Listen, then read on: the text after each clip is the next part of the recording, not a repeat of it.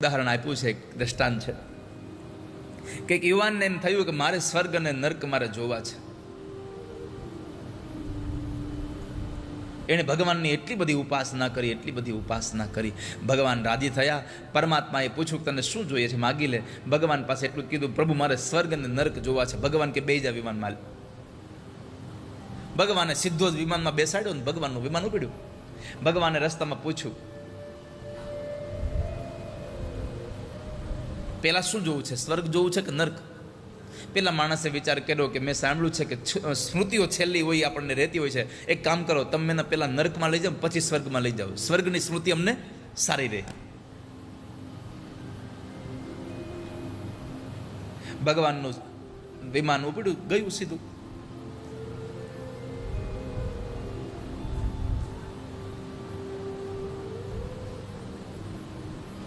નર્કમાં ગયું.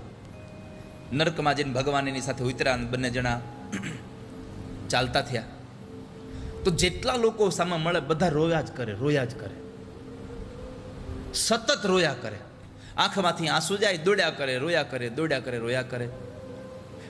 ઓલાએ પૂછ્યું, પ્રભુ આ બધા રોવે છે કેમ? તો કે છે ને ભૂખ લાગી છે. બંને જણા ભગવાન અને પેલો યુવાન વાતો કરતા કરતા નર્કમાં ચાલ્યા જતા હતા. તમે જુઓ તો નર્કમાં લાગે નહીં નર્ક જેવું છો. સુગંધિત પુષ્પોના એટલા બધા બગીચાઓ, એટલી સરસ સરસ બધી વ્યવસ્થાઓ, સ્ટ્રીટ લાઇટો હતી હારી, બેસવાના એવા સરસ બાકડાઓ હતા. કોઈને લાગે જ નહીં આ નર્ક છે, એટલું સરસ આમ વાતાવરણ. પણ બધા રોયા કરે. એમાં બરાબર ભોજનાલયનો મોટો એક ખંડ આવ્યો, જ્યાં મોટા મોટા તપેલાઓની અંદર સરસ મજાના પકવાન બનતા હતા. ઘણા બધા પકવાન બનાવીને ગોઠવાઈ ગયા હતા.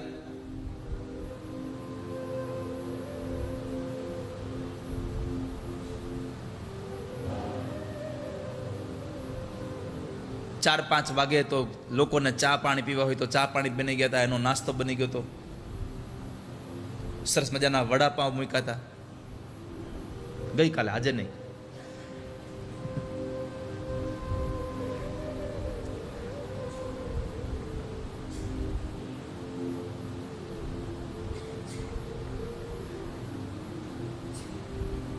કચોરી હતી, નાની પૂરી જેવડી હતી.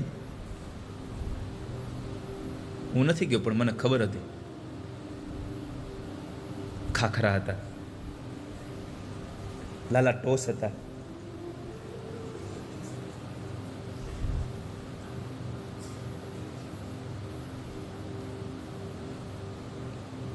તો બનાવેલું બધું, પણ કોઈ જમી ન શકે. આ યુવાને પૂછ્યું ભગવાનને, પ્રભુ તમે કહો છો કે આ બધાને ભૂખ લાગી છે, આ આટલું બધું બનાવ્યું છે તો ખાતા કેમ નથી? ભગવાન કે એના હાથ સીધા છે, કોણીએથી વળે તો ખાય ને. આ હાથ આમ વળવો તો જોઈએ. હાથ વળતા જ નહોતા તો ખાય કેમ? એટલે બધા રડે છે. આ બધું જોયું. ત્યાંથી ફરી પાછું ભગવાનનું વિમાન ઉપડ્યું, પેટ્રોલ ને બધું પુરાવીને. ત્યારે આટલી બધી અછત નહોતી ત્યાં. ઉપડ્યું અને ભગવાનનું વિમાન વળી પાછું સ્વર્ગમાં ગયું. સ્વર્ગમાં જઈને વિમાન ઉતર્યું. બધા લોકો હસે, આનંદ કરે. પણ આ યુવાનને એક વાત મગજમાં હતી કે મેં જે દ્રશ્ય ત્યાં નર્કમાં જોયું, બધા લોકોના હાથ સીધા હતા. આ સ્વર્ગમાંય બધા લોકોના હાથ સીધા છે. તો આવું કેમ? ઓલા લોકો રડતા હતા, આ લોકો અહીંયા હસે છે. એટલે આણે ભગવાનને પૂછ્યું, પ્રભુ જેવું નર્કમાં જેવા બગીચાઓ હતા, નર્કમાં જેવી બધી દુકાનો હતી, નર્કમાં જેવું બધું બેસવાની વ્યવસ્થા, એવી જ વ્યવસ્થા એ સ્વર્ગમાં છે.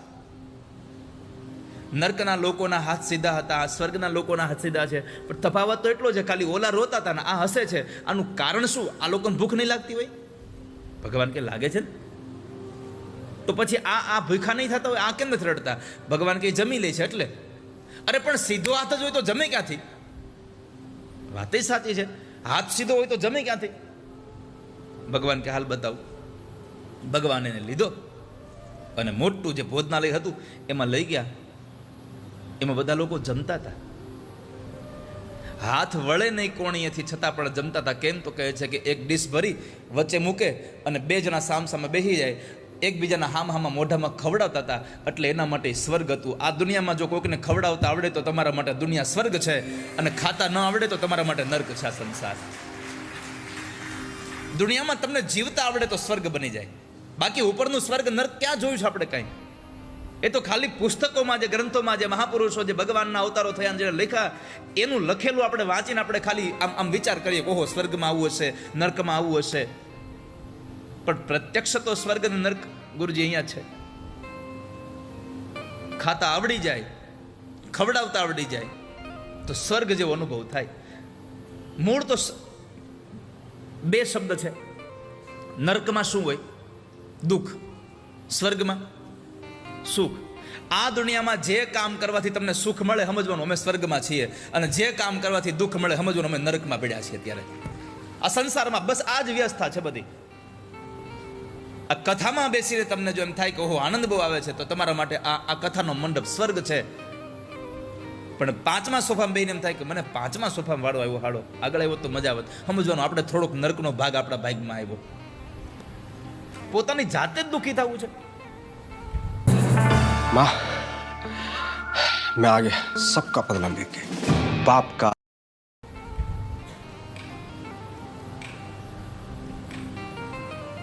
માણસને કર્મ છોડતું નથી.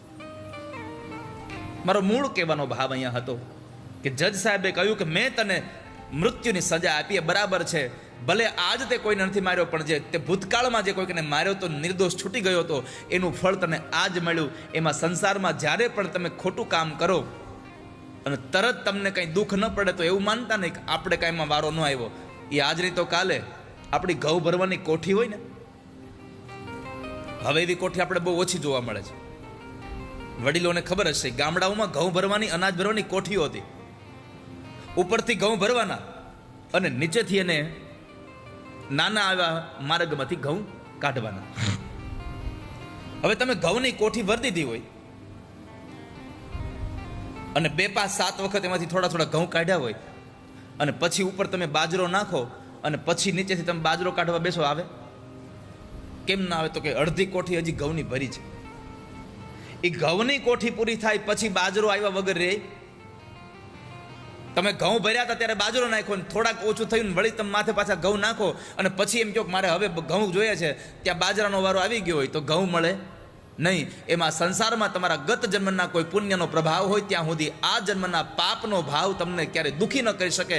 પણ જેવું પુણ્ય ક્ષીણ થશે એટલે પાપ એની અસર કર્યા વગર નહીં રહે. આ પાક્કું છે. માટે કર્મ કરો ત્યારે વિચાર કરજો કે મારાથી કોઈ એવું કામ ન થઈ જાય કે જેને લઈ અને મારે દુઃખ ભોગવવું પડે, મારે યાતનાઓ આવે.